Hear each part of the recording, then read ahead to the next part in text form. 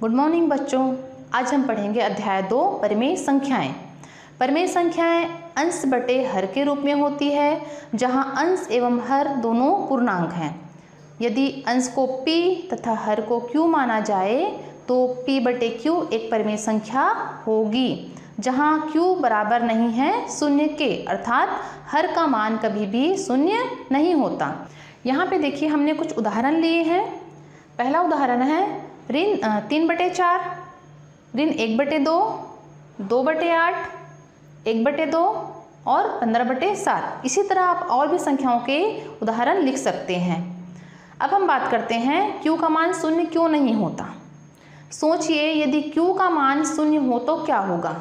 किसी भी संख्या को शून्य से भाग नहीं दिया जा सकता, यह अपरिभाषित है, अर्थात किसी भी संख्या का हर जो है शून्य नहीं हो सकता। इसलिए p/0 की गणना नहीं की जा सकती और वह किसी निश्चित संख्या को नहीं दर्शाती है। अतः p/0 एक परिमेय संख्या नहीं है, इसलिए किसी भी परिमेय संख्या का हर शून्य नहीं होता है। अब हम बात करते हैं धनात्मक एवं ऋणात्मक परिमेय संख्या के बारे में। धनात्मक परिमेय संख्याएं वे परिमेय संख्याएं जिनके अंश एवं हर दोनों में ही समान चिन्ह होते हैं। ऐसी संख्याएं धनात्मक परिमेय संख्याएं कहलाती है। यहाँ पे देखिए हमने लिखा है 2/3। यहाँ 2 अंश है और 3 हर है, दोनों के ही चिन्ह क्या है, धनात्मक है। अतः ये परिमेय संख्या क्या होगी, धनात्मक परिमेय संख्या होगी। इसी तरह देखिए एक और उदाहरण मैंने लिया है ऋण 7/9। यहाँ ऋण 7 अंश है और ऋण 9 हर है, दोनों ही ऋणात्मक हैं और दोनों के चिन्ह समान हैं। हमें पता है ऋण ऋण धन होता है भाग में, अतः यह परिमेय संख्या भी धनात्मक परिमेय संख्या होगी। अब हम बात करते हैं ऋणात्मक परिमेय संख्याएं। ऐसी परिमेय संख्याएं जिनके अंश में या फिर हर में ऋणात्मक चिन्ह होता है, या फिर हम ऐसा कहें कि अंश और हर दोनों के चिन्ह अलग अलग हों, तो वे संख्याएं ऋणात्मक परिमेय संख्याएं कहलाती है। यहाँ पे देखिए एक उदाहरण हमने लिया है 4/8। यहाँ 4 अंश है जो कि धनात्मक है तथा ऋण 8 हर है जो कि ऋणात्मक है। यहाँ आप देख रहे हैं कि अंश एवं हर दोनों के चिन्ह अलग अलग हैं, अतः 4/8 एक ऋणात्मक परिमेय संख्या होगी। अब हम बात करते हैं पूर्णांक संख्याओं का परिमेय संख्या के रूप में निरूपण। हम सभी पूर्णांक संख्याओं को परिमेय संख्या के रूप में लिख सकते हैं। यहाँ पे देखिए हमने कुछ पूर्णांक संख्याएं लिखा है 4, 8, 11, ऋण 3, ऋण 7 इत्यादि। इन संख्याओं के नीचे अर्थात उसके हर में हम 1 लिखकर इन संख्याओं को परिमेय संख्या के रूप में लिख सकते हैं। देखिए हमने लिखा है 4/1, 8/1, 11/1, ऋण 3/1 तथा ऋण 7/1। ये सभी अंश बटे हर के रूप में है, अर्थात परिमेय संख्या के रूप में है। क्योंकि इनके अंश तथा हर दोनों पूर्णांक हैं, इसलिए सभी पूर्णांक परिमेय संख्या के रूप में लिखे जा सकते हैं। अब हम बात करते हैं तुल्य परिमेय संख्या के बारे में। वह परिमेय संख्या जिनका सरलतम रूप समान होता है तुल्य परिमेय संख्या कहलाती है।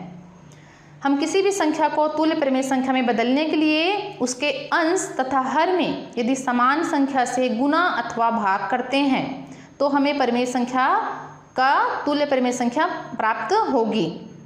यहाँ पे देखिए मैंने एक उदाहरण लिया है 1/2, ठीक है। उसमें मैंने शुरू में क्या किया है, दोनों के अंश तथा हर में 2 का गुना किया तो मुझे मिला 2/4। फिर मैंने उसके अंश तथा हर में 3 का गुना किया तो मुझे मिला 3/6। फिर देखिए मैंने उसके अंश तथा हर दोनों में ही 4 का गुना किया तो मुझे मिला 4/8। फिर देखिए मैंने 5 का गुना किया है दोनों में, अंश तथा हर में, तो मुझे मिला 5/10। तो हम क्या कहेंगे कि 2/4, 3/6, 4/8 तथा 5/10 किसके तुल्य है, परिमेय संख्या 1/2 के तुल्य है।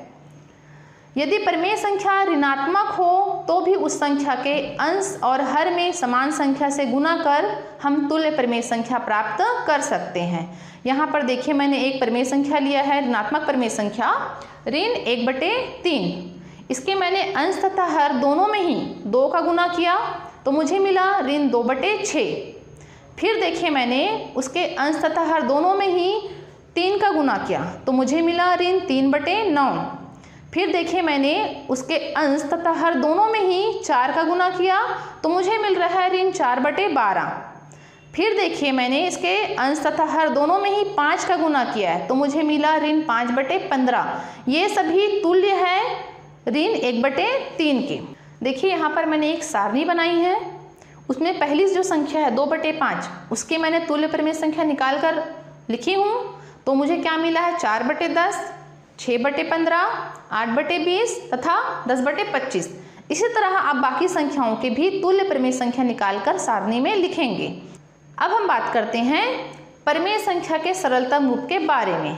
परिमेय संख्या p/q सरलतम रूप में होती है यदि p और q में कोई भी गुणनखंड उभयनिष्ठ ना हो। यदि अंश और हर में गुणनखंड निकालकर सबसे बड़े उभयनिष्ठ गुणनखंड से अंश तथा हर को भाग दे दिया जाए तो परिमेय संख्या अपने सरलतम रूप में प्राप्त हो जाएगी। बच्चों यहाँ पे देखिए मैंने आप लोगों के लिए एक परिमेय संख्या लिया है 28/35। यहाँ पर 28 जो है अंश है तथा 35 हर है। 28 कौन कौन सी संख्याओं से भाग जाता है? 2 से, 4 से, 7 से और 14 से। ये जो हैं 28 के गुणनखंड कहलाते हैं। उसी तरह से 35 कौन कौन सी संख्याओं से भाग जाता है? 5 और 7 से। इसे हम 35 के गुणनखंड कहते हैं। अब इन गुणनखंडों में आप देखिए 7 जो है दोनों में उपस्थित है, इसे हम उभयनिष्ठ गुणनखंड कहते हैं। अर्थात हम 28/35 को उसके अंश और हर को 7 से भाग देंगे तो हमें उसका सरलतम रूप प्राप्त होगा जो कि हमें मिलता है 4/5। देखिए बच्चों मैंने आप लोगों के लिए एक क्रियाकलाप बनाया है, उसका पहला वाला देखिए।